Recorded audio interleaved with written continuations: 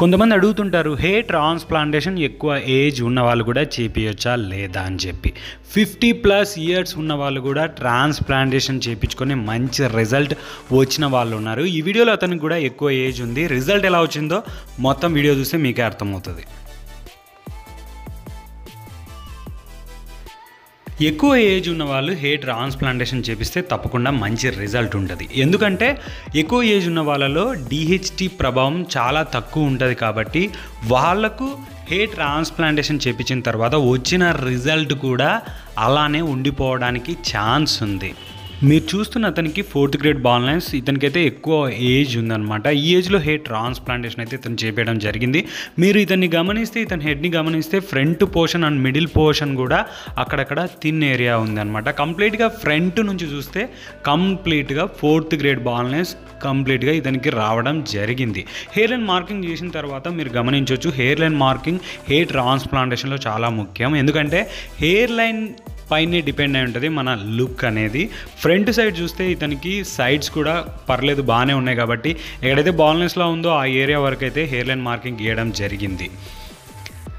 Surgery చేసిన తర్వాత ఇతని హెడ్ని మీరు గమనిస్తే ఎక్కడి వరకు అయితే బాల్నెస్ ఉందో అక్కడి వరకు కంప్లీట్గా ఇతనికి ఇంప్లాంట్ చేయడం జరిగింది. ఫ్రంట్ ఏరియాలో పాటు మిగిలిన బాల్నెస్ ఏరియాలో కూడా ఎక్కువ డెన్సిటీతో అయితే ఇతనికి ఇవ్వడం జరిగింది. ఎందుకంటే ఇతని డోనర్ ఏరియా మంచి ఉంది కాబట్టి మంచి డెన్సిటీతో ఇతనికి సర్జరీ కంప్లీట్ చేయడం జరిగింది.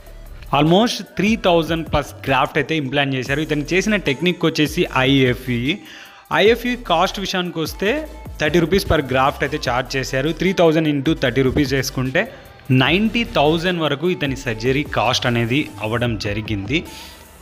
కొన్ని సందర్భాల్లో కాస్ట్ అనేది పెరుగుతూ ఉంటుంది, తగ్గుతూ ఉంటుంది. కాబట్టి ఇతనికి సర్జరీ కంప్లీట్ అయినది 2024లో. ఇది మాత్రం మీరు గుర్తుపెట్టుకోవాలి. ఆఫ్టర్ 2 మంత్స్ తర్వాత ఇతని హెడ్ని చూస్తే ఇంకా సెడింగ్ ఫేజ్లోనే ఉంది. సెడింగ్ ఫేజ్ ఉన్నప్పుడు మీరు కంగారు పడాల్సిన అవసరం లేదు. ఎందుకంటే హెయిర్ ట్రాన్స్ప్లాంటేషన్ అయిపోయిన తర్వాత 1 మంత్ నుంచి మనకు ఫాలికల్స్ మాత్రమే వెళ్ళిపోతాయి, గ్రాఫ్ట్ అలానే ఉంటుంది. కాబట్టి 3 మంత్స్ 4 మంత్స్ నుంచి మళ్ళీ మెల్లమెల్లగా రికవర్ అయ్యే ఛాన్స్ ఉంది. కంప్లీట్గా హెయిర్ ట్రాన్స్ప్లాంటేషన్ రిజల్ట్ రావడానికి 12 to 18 మంత్స్ వరకు టైం పట్టే ఛాన్స్ ఉంటుంది. కాబట్టి మీరు ఇది గుర్తుపెట్టుకొని తరువాతే మీరు హెయిర్ ట్రాన్స్ప్లాంటేషన్ చేయించుకోవాలి. మంచి రిజల్ట్ రావాలంటే దానికి తగినట్టు మెయింటెనెన్స్ అనేది చేస్తూ ఉంటుంది. చాలామంది అనుకుంటారు మెయింటెనెన్స్లో ఎక్కువ మెడిసిన్స్ వాడాలని చెప్పి మీరు అనుకుంటూ ఉంటారు. ఫుడ్ ద్వారా కూడా మెయింటైన్ చేయొచ్చు. మనం ఫుడ్ ద్వారా అంత ప్రాపర్గా మెయింటైన్ చేయలేం కాబట్టి తప్పకుండా సప్లిమెంట్స్ తీసుకోవాల్సి వస్తుంది. కొన్ని రకాల సొల్యూషన్స్, మినాక్సిడిల్ లాంటివి వాడితే మన రిజల్ట్ ఎక్కడికి పోదు. ఇక ఏజ్లో ఉన్న వాళ్ళకి DHT ప్రభావం చాలా తక్కువ ఉంటుంది కాబట్టి వాళ్ళు మెయింటెనెన్స్ చేయకపోయినా కూడా వాళ్ళ హెయిర్ ఎక్కడి వరకు అయితే బాల్నెస్ ఉందో అక్కడి వరకు ఫిల్ చేపిస్తే వాళ్ళ హెయిర్ అనేది అలానే ఉండిపోతుంది. వాళ్ళ రిజల్ట్ కూడా మంచిగా కనిపిస్తుంది.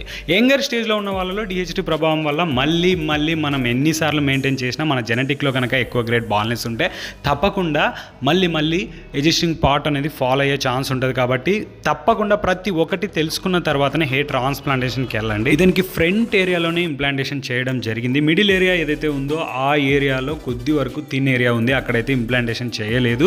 మిగతా సెకండ్ సర్జరీలో కంప్లీట్గా ఆ ఏరియాలో కూడా ఫిల్ చేయించుకోవచ్చు. ఆఫ్టర్ 12 మంత్స్ తర్వాత ఇతని రిజల్ట్ ఎలా ఉందో కామెంట్ సెక్షన్లో చెప్పడం మాత్రం మర్చిపోకండి.